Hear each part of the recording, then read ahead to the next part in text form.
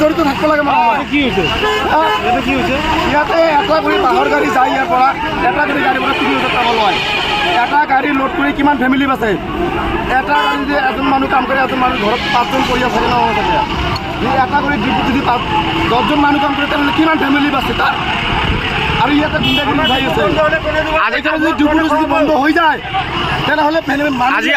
আজি আপোনালোকে যে প্ৰতিবাদ কৰিব আহিছে আপোনালোকক আক্ৰমণ কৰিছে নেকি মাৰিছে নেকি কৰিছে আমাৰ মানুহ মাৰিছে